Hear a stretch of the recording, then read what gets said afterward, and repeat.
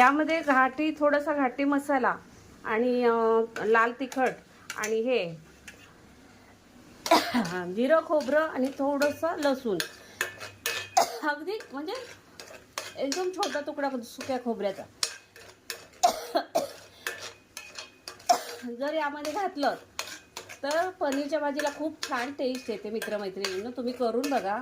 माझी ही रेसिपी फार आवडेल तुम्हाला.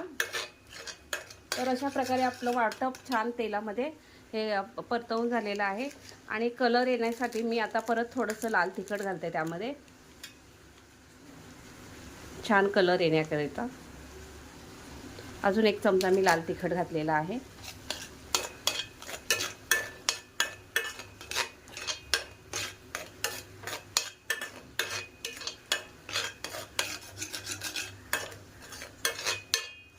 असं बाजूने तेल सुटायला लागलं की समजायचं आपला मसाला छान परतलेला आहे. हे पहा.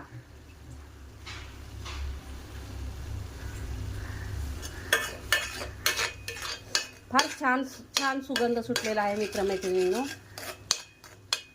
आता यामध्ये आपण घालणार आहोत पनीर.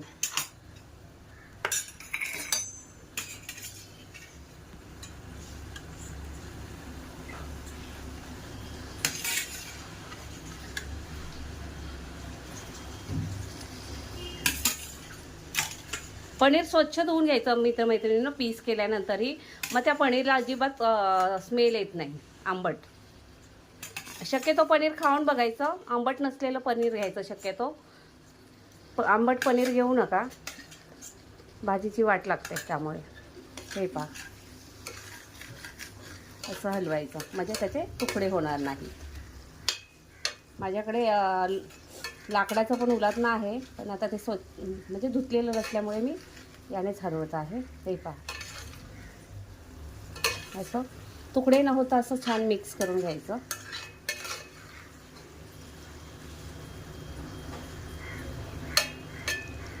पटकन शिजतं हे पनीर, वेळ नाही लागत त्याला. आता हे मी त्यामध्ये काजू घालते. 2 शिट्ट्या करून घेतलेल्या आहेत लहान कुकरच्या. जेव्हा टॅमॅटो ग्रेव्ही करण्यासाठी मी हे केला, उकळवून घेतला, त्यासोबत हे काजू घातले होते. तर आता यामध्ये मी काजू घालत आहे. पहा किती छान दिसत आहे आपली पनीरची भाजी. काजू कंपल्सरी नाही, काजू घाला. तुम्हाला आवडत नसेल नका घालू. काजूऐवजी तुम्ही मटारही घालू शकता, पण मला काजू आवडतात म्हणून मी काजू घातले आहेत आज. आणि मित्रमैत्रिणींनो, खरं सांगू का, ही भाजी जी आहे ना, माझ्या आयुषला म्हणजे माझ्या नातवाला फार आवडते. पनीरचे कोणताही प्रकार असू द्या, तो त्याला फार आवडतो म्हणजे आयुषला. आता व्हॅकेशन होतं तर गावाला तो आजी आजोबांकडे गेला होता. छान रमतो तो गावाला. आजी आजोबा म्हणजे माझे सख्खे दीर, माझा सख्खा मामे भाऊ आणि माझी जाऊ आणि माझे सख्खे दीरही आहेत ते. तर आयुषचा फार लाड करतात, अगदी तळहाताच्या फोडासारखं ते त्याला जपतात. तर मोठ्या विश्वासाने माझा संदीप आणि माझी अपर्णा तर त्यांच्या काकाकडे आयुषला अगदी डोळे झाकून पाठवत असतात. इथे तिथे कुठेही न पाठवता व्हॅकेशनमध्ये आयुष माझा छान तिथे जातो. नुने हे सातारा जिल्ह्यातील तालुकाही आम्हाला साताराच आहे. तर त्या सातारा तालुक्यातील आमचं नुने हे गाव आहे. लहानपणी मुलं माझी हसायची, म्हणायची मम्मा कसं गावाचं नाव आहे, आम्हाला लाज वाटते गावाचं नाव सांगायला. आता जे आहे ते आहे मित्रमैत्रिणी, नाही का. तर असं तर आणि मग माझी मुलं कोणी विचारलं ना त्यांना तुमच्या गावाचं नाव काय, तर माझी मुलं सांगायची एकंबे.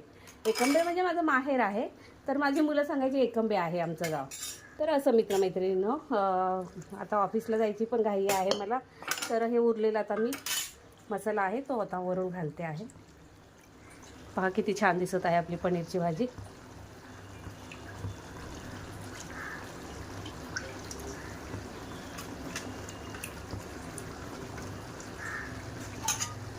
आता हे उरलेला मसाला होता तो वरून घालते मी. आणि अशा प्रकारे 2 मिनिटामध्ये आपली 2 मिनिटामध्ये आपला पनीर टिक्का खाण्यासाठी तयार आहे. हे पहा, जर तुम्हाला थोडं जास्त तिखट लागलं समजा हे, तर यामध्ये अगदी किंचितशी साखर घाला, तुम्ही चिमूटभर घाला अगदी, आणि त्याने टेस्टही वाढते साखरेने. पण मी नाही घालत शक्यतो, फार तिखट झालं तरच केव्हा तरी मी घालते. पण तुम्ही घालून बघा साखर चिमूटभर, टेस्ट खूप छान येते. तर अशा प्रकारे आपला पनीर टिक्का खाण्यासाठी तयार आहे. पहा किती छान तरंग आलेला आहे त्याला.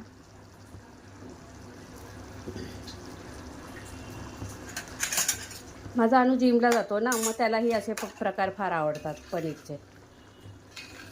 हे पहा किती सुरेख झालेली आहे आपली पनीरची भाजी. आता 2च मिनटामध्ये मी त्याला फुलके बनवते, म्हणजे माझं बाळ डब्याला घेऊन जाईल, नाश्ता करेल. हे पहा मित्रमैत्रिणींनो, तर अशा प्रकारे आपलं पनीर टिक्का खाण्यासाठी तयार आहे. एकदम स्पंजी झालेलं आहे पनीर, अगदी स्पंजी झालेलं आहे.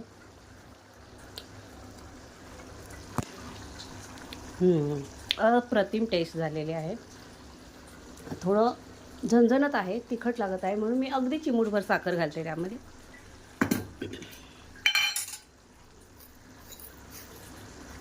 हे पहा अगदी एवढी चिमूटभर, अगदी कमी साखर घालायची.